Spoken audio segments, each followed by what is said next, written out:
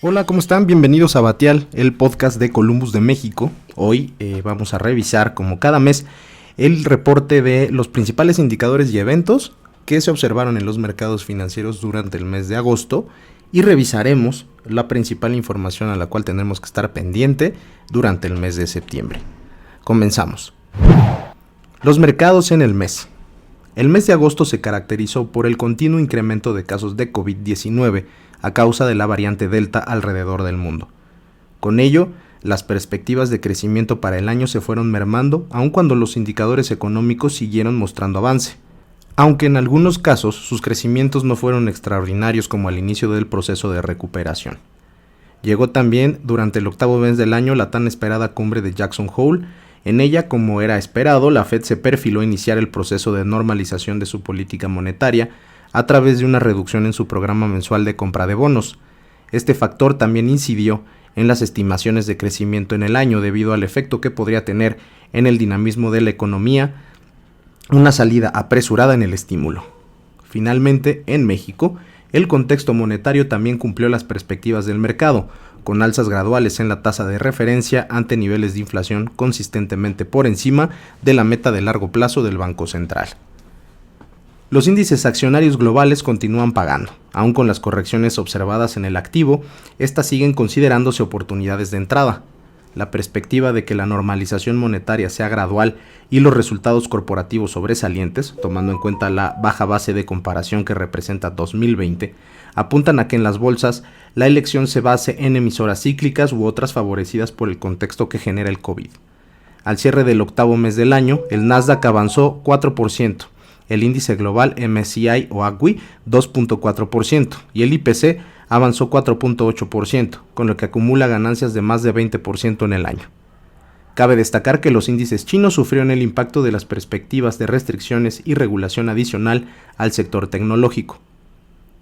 Por su parte, en el mercado de renta fija, el impacto de las perspectivas de normalización monetaria por parte de la Fed y los niveles de inflación mantuvieron las tasas de largo plazo en un rango lateral, similar al mes de julio, donde la correspondiente al vencimiento de 10 años operó en torno al 1.3%. En la curva de rendimiento local, el movimiento de la curva en las tasas de los bonos de más largo plazo también tuvo un comportamiento mucho más estable, esto a pesar de la segunda alza por parte de Banxico, para dejar la tasa en 4.5%. La tasa de 10 años operó entre el 6.9 y el 7.05% en el mes. La coyuntura antes descrita también se reflejó en las divisas. El dólar mantuvo su fortalecimiento durante prácticamente todo el mes de agosto, impactando con ello la cotización de otras monedas, tanto desarrolladas como emergentes. Esto particularmente por la política monetaria relativa que guarda la Fed contra otros bancos centrales. También esto se reflejó en el peso, que en la segunda mitad del mes alcanzó un nivel máximo en el periodo de 20.40 unidades al mayoreo. Después pudo ganar terreno y volvió a niveles por debajo de las 20 unidades. ¿Qué esperar en septiembre? El principal evento será, tras Jackson Hole, la decisión de política monetaria del Banco de la Reserva Federal estadounidense. Varios miembros de la Fed respaldaron los comentarios de Powell en dicho simposio respecto al inicio del tapering este mismo año, siguiendo la recuperación económica y el nivel de inflación en el país. Para la junta del presente mes, se espera que varios miembros con derecho a voto busquen reducir el monto de compras mensuales inmediatamente, como han señalado en intervenciones por separado tras y antes de Jackson Hole a finales de agosto. Aunque las reducciones no serían graduales, podríamos esperar un efecto en el nivel de tasas de largo plazo en la curva de rendimientos. En ese sentido, la información económica más actual cobra relevancia, sobre todo tras reportes que han moderado el nivel de recuperación que mostraron en los dos primeros trimestres del año. Mientras las perspectivas de crecimiento en países desarrollados continúan siendo sólidas y el Fondo Monetario y la OCDE anticipan un crecimiento en el PIB en Estados Unidos de hasta niveles entre el 6.5 y el 7%. De esta manera continuará la tensión en el dinamismo de datos adelantados como la confianza del consumidor del lado de la demanda y el ISM y PMI de manufacturas y servicios del lado de la oferta. Estos últimos en julio y agosto disminuyeron de forma considerable, aunque se mantuvieron en terreno expansivo, es decir, por arriba de los 50 puntos, y apuntan a un crecimiento moderado en el segundo semestre respecto a lo esperado al inicio de este mismo año. En el frente fiscal, se mantienen las negociaciones de la Casa Blanca y los congresistas de ambos partidos para aprobar hasta 3.5 billones de dólares para un programa de gasto enfocado en infraestructura y que permitiría cubrir el fin de programas de gasto que generaron transferencias a las familias norteamericanas, aunque ahora a través de las empresas, y que estaría vigente en el resto del mandato de Joe Biden. Uno de los elementos más importantes para entender el recorte en las expectativas de crecimiento en lo que resta del año es el control de la pandemia de COVID. Aunque la evolución de la vacunación global sigue siendo un tema de suma importancia, con un nivel de más de 5.600 millones de dosis aplicadas en el mundo, se mantiene la concentración de estas en países desarrollados como Estados Unidos y la Unión Europea.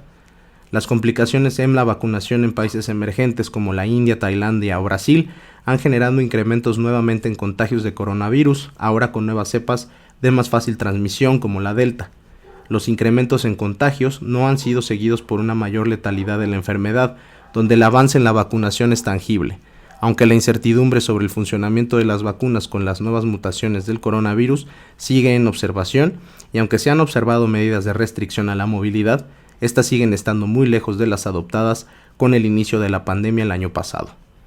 En agosto se mantuvo atención en la relación diplomática, comercial y de seguridad entre China y Estados Unidos. De hecho, aun con el contexto positivo para los índices accionarios durante el mes, las bolsas del país asiático sufrieron por efecto de la regulación en emisoras del sector tecnológico y las limitaciones sobre la adquisición de activos chinos en fondos norteamericanos.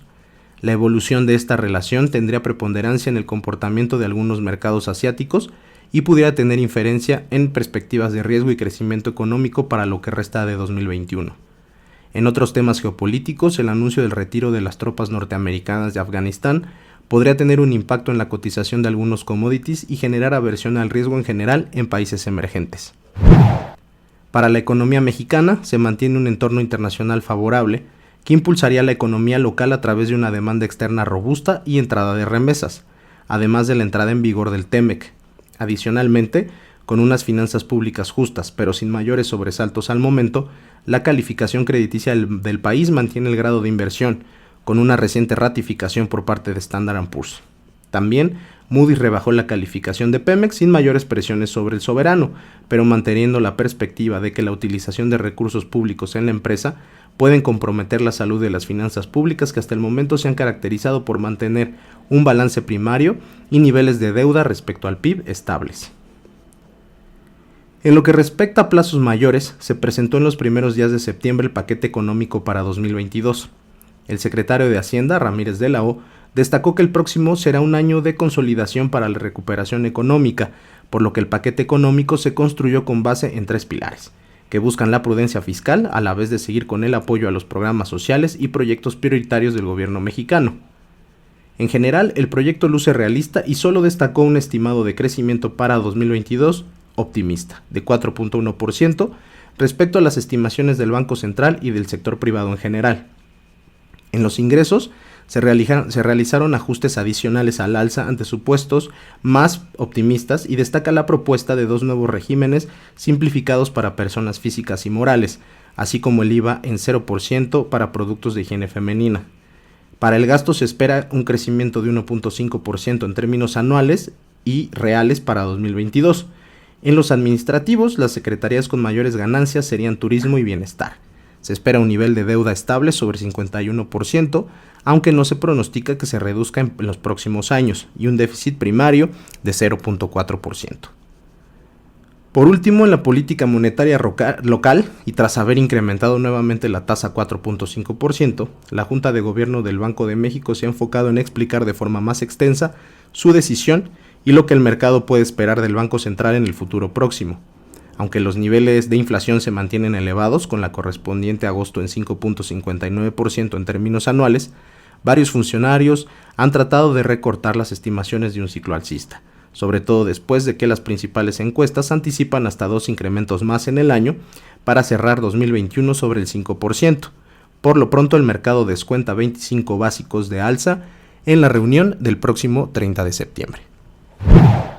Con eso concluimos nuestro reporte de este mes. Agradecemos como siempre su atención y preferencia en los contenidos de Columbus. Los invitamos a suscribirse a nuestros reportes de apertura y cierre de mercados a través del correo contacto @columbus.mx. Hasta luego.